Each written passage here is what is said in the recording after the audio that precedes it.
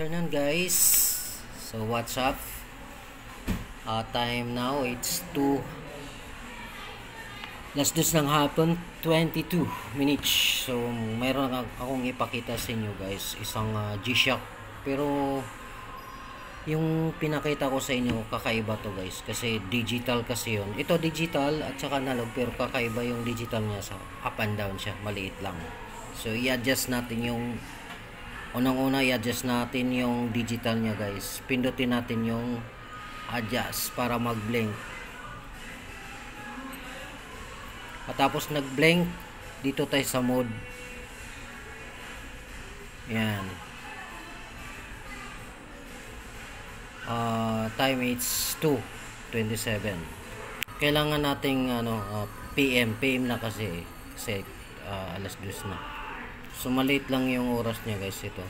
Tapos pindot ulit ng mode. Ito guys, sa minutes na. So 28.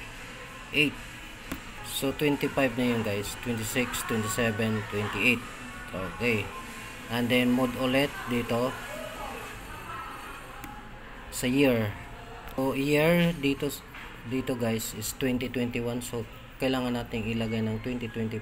So dito lang sa forward, and then pindot ulit sa mode para dun sa calendar, yung months at saka petsa.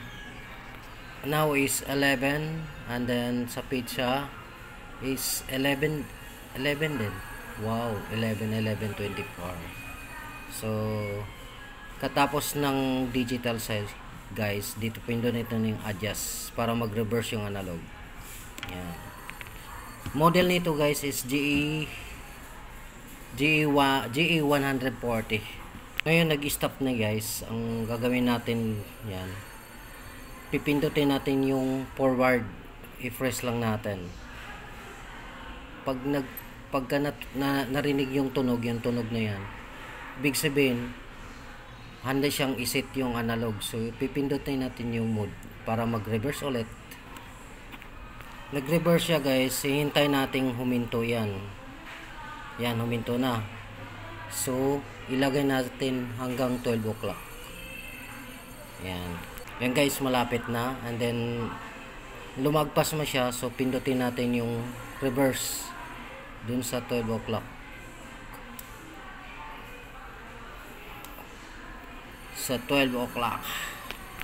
Yan guys nag-remove nga kasi lumagpas yan guys konti lang.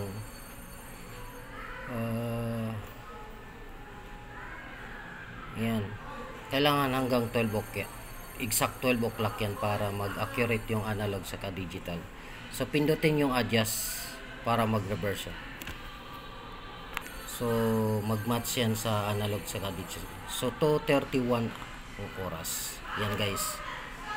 GE 140. So mostly ang kadalasan nating nilagyan guys is GE1000, GE100, GD400.